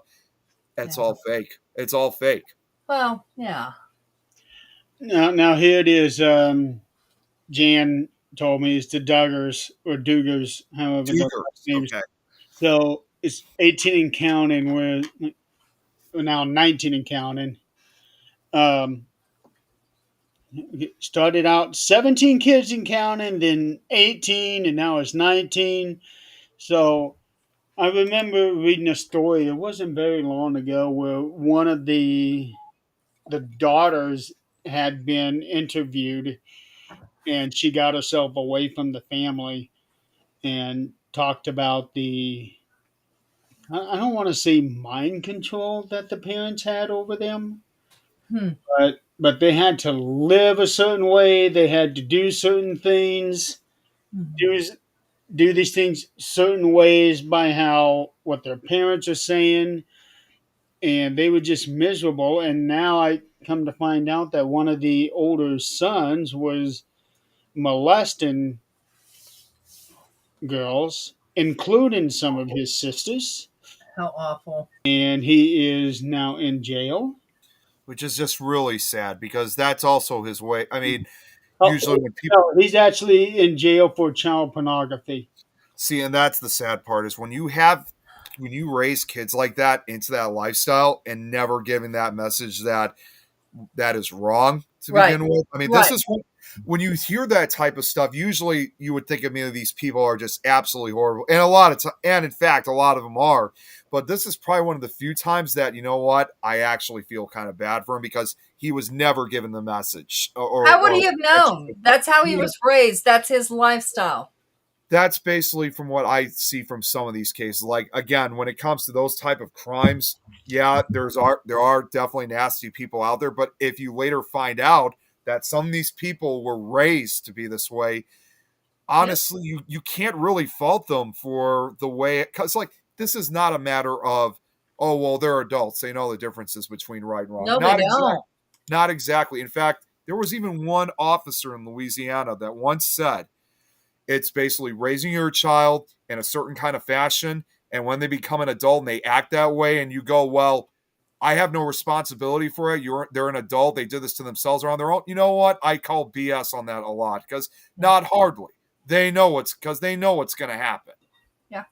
Well, I mean, they may not know what's going to happen, but they do know they have no more responsibility after 18. But that's where I think we need to hold the parents accountable if it can be proven beyond a shadow of a doubt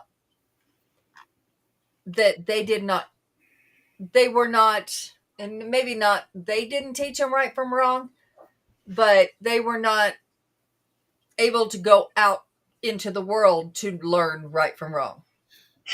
Because in their minds, they think to themselves, like, if they commit these horrific crimes, especially if it's like incest or sexual abuse cases, they think that this is the normal. This is what everybody in the world does. That's what they're under the impression of. That's the problem, and there's a lot of people that live under that condition. And Okay, Braxton, I gotta try alligator soup. I had fried. it's just really sad when I found Fried out okra? about. Well, Doesn't even sound good. Oh, well, alligator, if it's cooked right, is amazing. I had it in Florida. But if it's not cooked right, it's nothing but fat. Alligator tail is nothing but fat. I've heard it's very chewy. If you get just the fat part, it is. But okay, fried okra, I'm down. they did get him Garlic counseling rice, jobs I'm too. But down. Peach tea, hell yeah.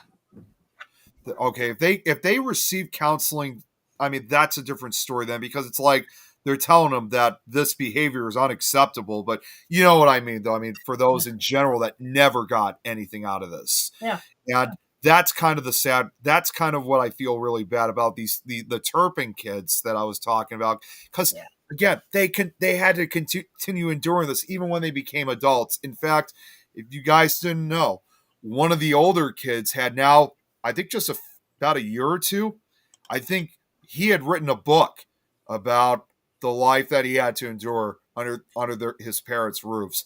And if that's not enough, these kids, because again, some of these kids are still very young.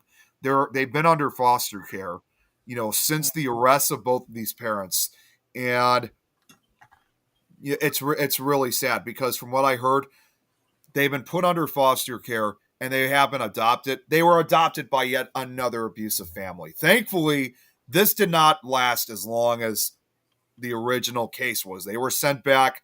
All of the kids have been bringing lawsuits, constant lawsuits to the foster care system.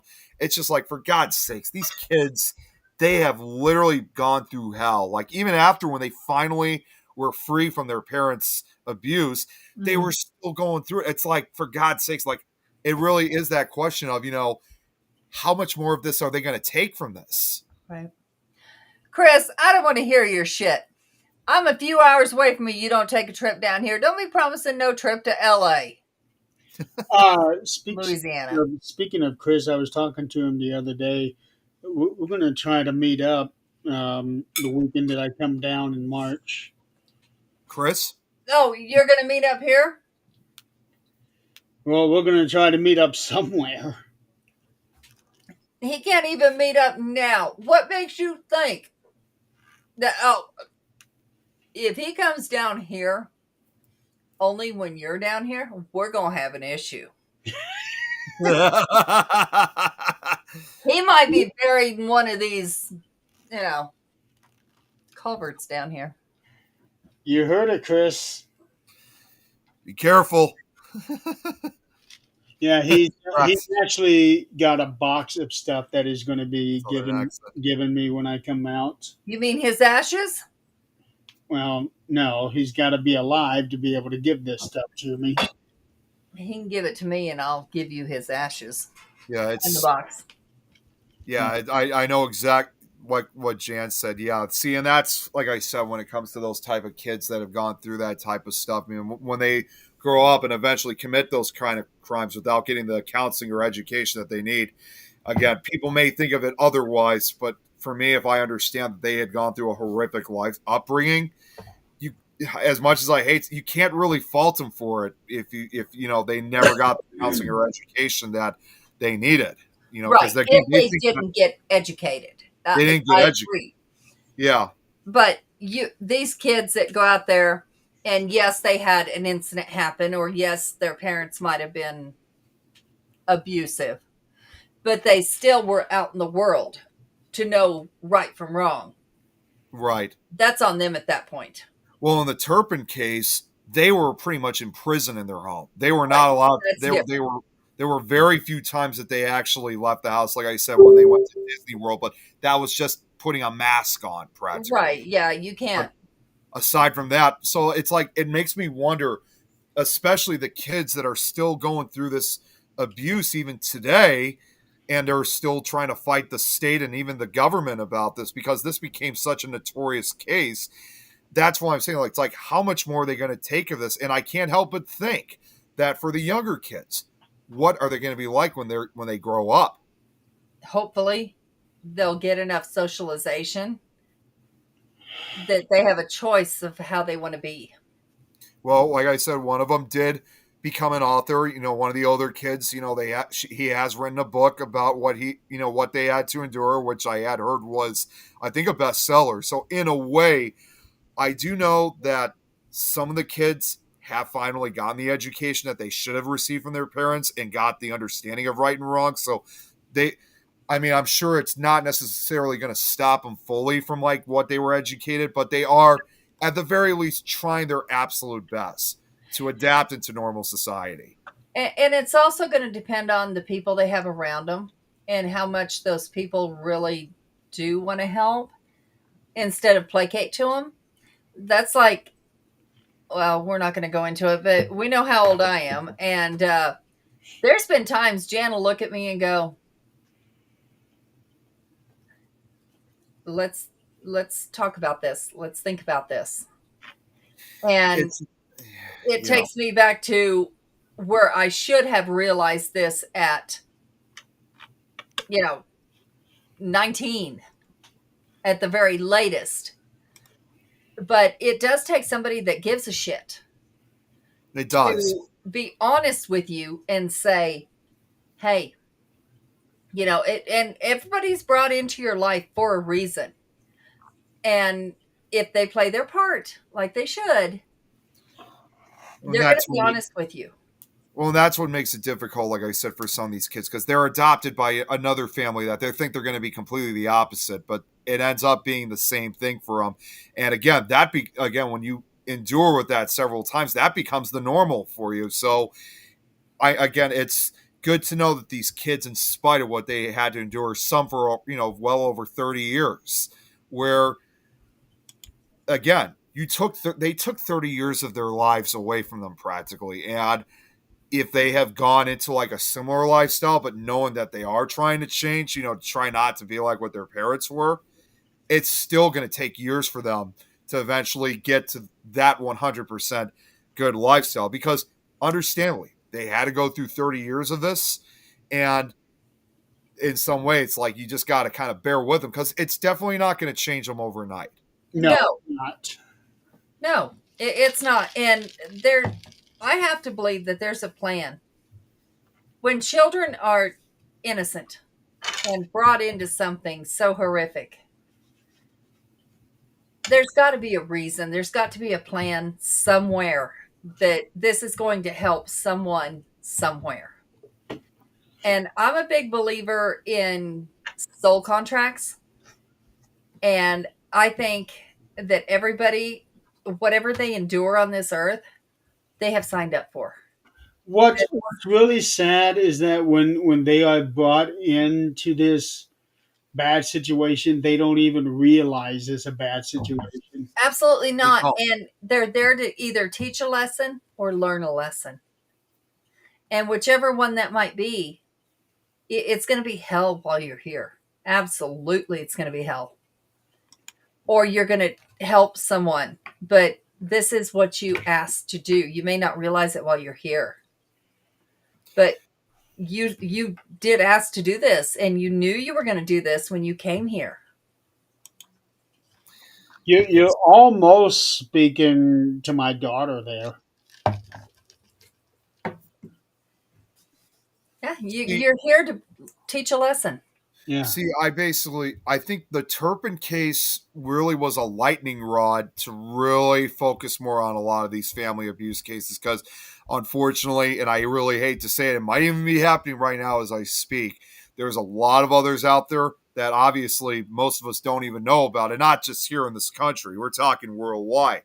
And I think that really set the stage for really trying to investigate more of these family abuse cases, and also kind of raising that awareness of some of these kids' futures, that, when they grow up, knowing that they could eventually become just like their parents, basically. And that's why I think in my case, because to this day, when the sister actually, whoever her name was, when the sister was interviewed on Evil Lives Here, she only went to visit the mother once while she was in prison, saying, why did you do this, or whatever the case was. And of course, even to this day, the parents still think what they did was normal parenting, which obviously goes to show they are the true monsters in this case. Sure.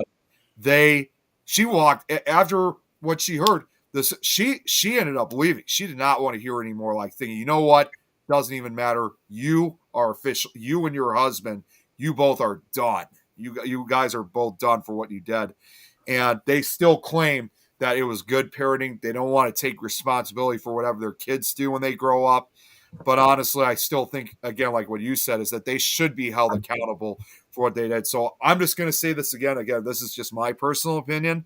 If any of these kids, whether they're grown up now or they're going to grow up in a few years, if they end up committing any crimes or anything involved, whatever the case is, Yeah. it's going to be the few times I'm actually going to feel bad because they never got the education that they needed. But I'm just going to simply say this all happened because their parents were the ones who put them in this horrific lifestyle and gave them this poor education. So whatever their kids do later on in their lives, that should make the Turpin parents responsible. So in my opinion, those are the people truly I would point the finger at.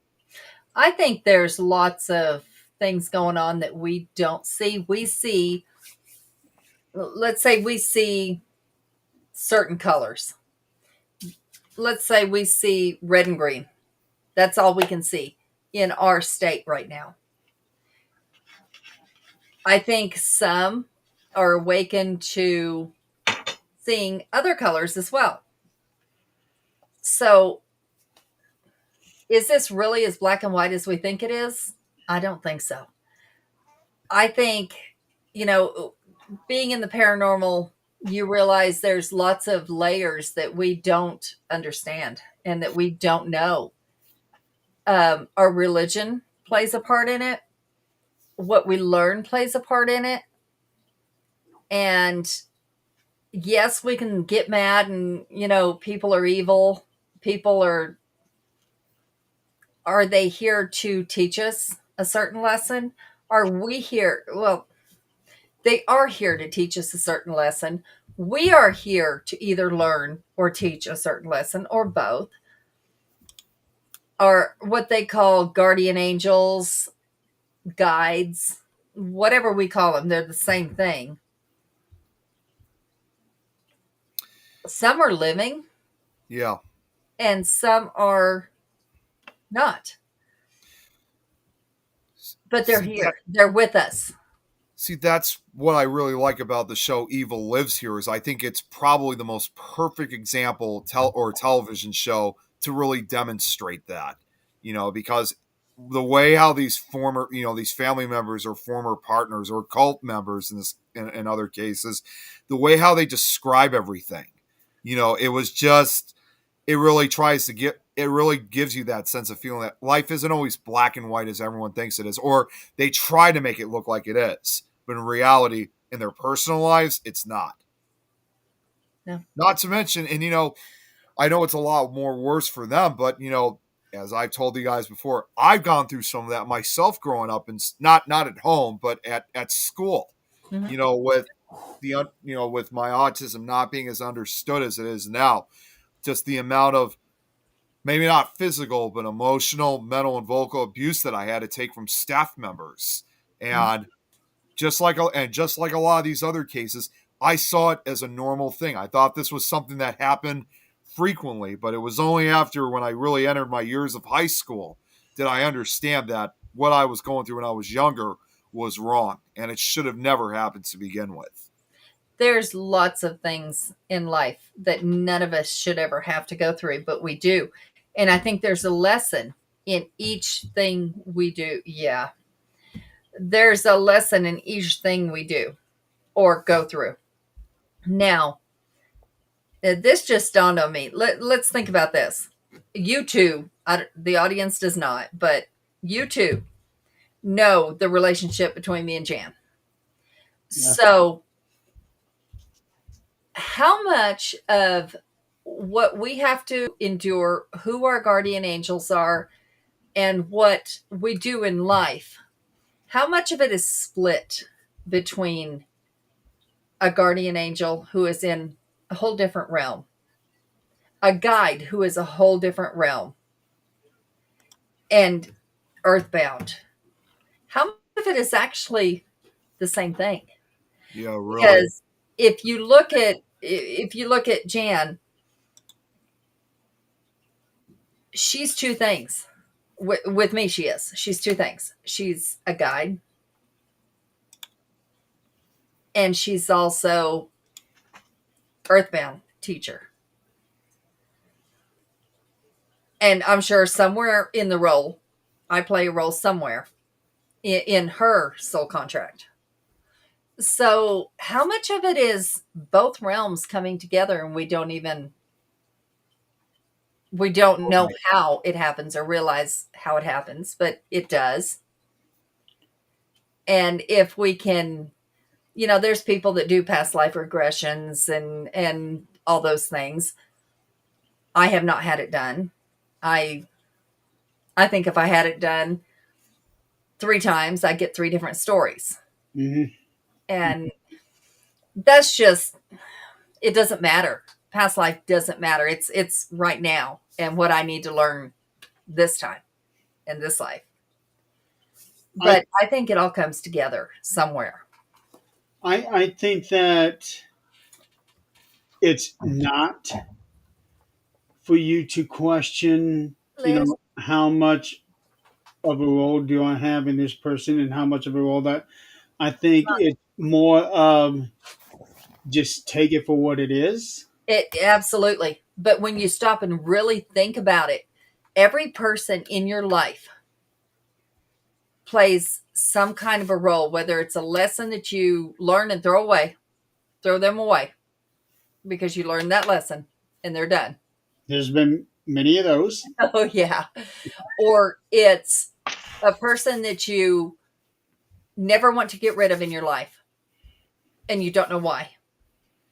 Or it's somebody that you learned a lesson from, you loved them deeply while they were there, you learned a lesson from them, and they're no longer there.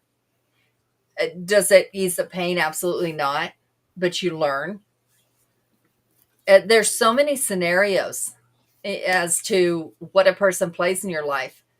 And you have to sit and think about it and not overthink it because you let it flow. There is going to come a time where, good lessons or bad, They're there. Well, yes, but that person will eventually not be there. Yeah. Unfortunately, yes. And it's going to be that way for everybody. Yeah. Yeah. I got to just show this comment that what Jan said, that she said she's taken in a lot of kids and the abuse is great in most of them. Oh, she has taken in so many. As crazy as this is going to sound, again, knowing what, imagine basically if I was, living closer to her, basically, something tells me like if I was going through, I'm not necessarily saying about this with my parents, but if I was going through a lot of, if I knew her back all those years ago, as crazy as it's going to sound, I probably could have ended up becoming one of those kids because, again, I had to endure some of that abuse at school. It was that bad for me. Her place in your life is now. And the lessons to learn are now. Yeah. What she has to teach you is now. Yeah, exactly. We are 20 minutes after the hour. I know that we got a really late start tonight. No, we did. I was wondering why we started so late. Well, Adrian and I were talking about the local stuff. Oh, okay. And then when you came in, it just kind of went from there, and it's like, we need to go live. Well, we were also talking about what I was supposed to do too, which kind of raised some red flags. Yeah, that too. Jeremy, also just to let you know too. Not that it's anything important for the show, but just thought you should know about this. I was talking with Mary and Shane from the Netherlands last night, and yesterday. First off, I know this sounds unrelated, but did you see that I changed my profile picture? Did you see who I was with in the picture? One on your profile? Yeah, it was at Paris Icon. It was the picture of me, Brian J. Cano, and Dan Sturgis. And no. So Mary, I decided to do this just out of kindness, but Mary comments on the picture and she says, how great it would be to have Brian J. Cano on our show. So what I did was I actually, because again, I'm friends with Brian J. Cano, I actually decided to contact him. And I said to Brian, hey, I know you're really busy and stuff, but I got a show here from the Netherlands that would be interested in having you on as a guest on their show. Would you be interested in coming on? And Brian knows me very well since, again, I've seen him several times at these Paracons. He got back to me the very next morning, and Brian has agreed and will be going on the Things of the Netherlands show. And not only was I excited, I'm thinking to myself, oh man, Mary and Shane, they are going to love this news what I'm going to give to them. So I messaged them in the other chat that Lois created. I said to them, what if I told you that I know you were asking this the other day, Mary, but what if I told you that I reached out to Brian about having him on your show and he has agreed to coming on? Oh my God. They were so excited when I told them about it. And all he just needed was a date and time. And so like they gave me the times that that they had open, which was July 2nd and most of August. And Brian gave me his email, which I sent to Mary and Shane respectively. And I was thinking that most likely it was going to take a while before you get back to the email. But after I sent the email to Mary, I get a message response from her then probably about 15 minutes later. It turned out Brian responded a lot quicker than I expected. They officially have him on their show on August 13th. Well, here's the thing. Be a good human. It doesn't matter if you know the person, if they're famous, if they're not famous. Be a good human. And good humans will be attracted to you. That's all you got to do. Is be a good human. And I just did it simply because, like, after when Mary had asked that, I just did it out of complete kindness. I thought to myself, and no one, again, yes, it's true. I'm very good friends with Brian, but still, I just decided just not trying to do it for attention or anything. I just thought, you know what, I'm going to try to do this, and I even said to her in the response, it's the same thing I said the last message was, I was just very happy that I was able to make that occasion possible for them. And that's it. Be a good human. Don't look for fame. She's stuck with me forever. I lived through her. She lives through me. That's yeah. You got one of us regardless. Be a good human. Don't seek fame. Don't seek attention. Don't seek thank yous. And it comes back to you. It really does. It comes to you more than you think it would. Exactly. I even said, and again, I think she was under the impression first, but I even said to Mary at one point saying, let me know, like, when Brian gets back to you, like, about, and I think she first thought, like, saying to be on our show or something, like, no, just so I could tune in and watch when that show's going to be on, because I'll be tuning in the end. So I was really excited. I was doing this I was not doing this for myself. I was doing it for them. And it's intention that matters. That's definitely. That's all that matters. Yep. Okay, folks, we have just now crossed 2 hours. Yep. Just taking a break. And it's about 10:30. We need to call it a night, folks. It's getting late. It's 8:30. What are y'all talking about? Man. Just for you, like what Jan said. An extremely busy week. Yeah, Joe, we're about to end things. He said he's back, but we're just about to end it. Are ending this. I mean, wait, I gotta do this for Chris. I'm going to it against Sylvester Stallone's voice. Joe, tomorrow when you're awake, let me know. Message me when you're awake tomorrow, and I will call you on Messenger, and we'll figure this out. I'll be in the loop anyway.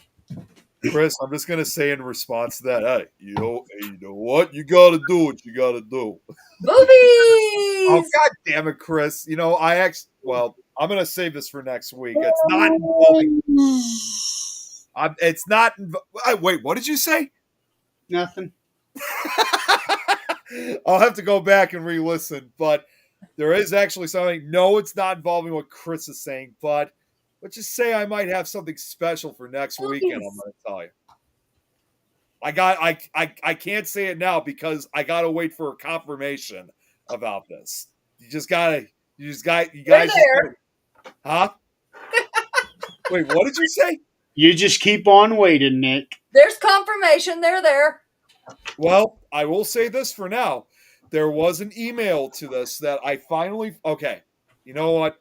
I'll just give a little preview. And I this did is- not give you confirmation. Oh, I'm not gonna. I'm gonna save this for most. I'm just gonna give a little preview for next week.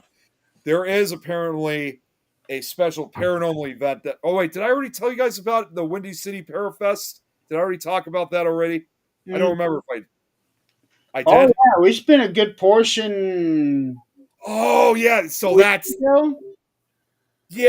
that's what's coming up next weekend, and I think I said before that this is not like a real Paracon, but there is one event that I'm hoping to attend to next weekend, but I'd rather wait until I give more of the details. Okay, you do that, and we're going to bed. Yes. Yeah. Well, that's what I'm saying. That's why I'm saying I'm saving most of it for next week because I got to wait for the confirmation on it. Good. Then that means you can do most of the talking next week, and I can just take a nap. Well, I don't think it really needs that much talking, but okay. You and I both know that you can do enough talking for the three of us for 2 hours. I mean, maybe the week after Right, that ladies event, and but I don't know about next week. Am I wrong?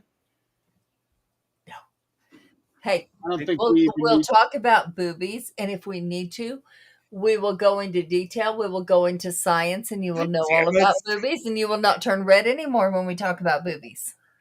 Well, if anything, as far as a long conversation goes, if we do end up going to this event, it probably won't be till probably the week after next week.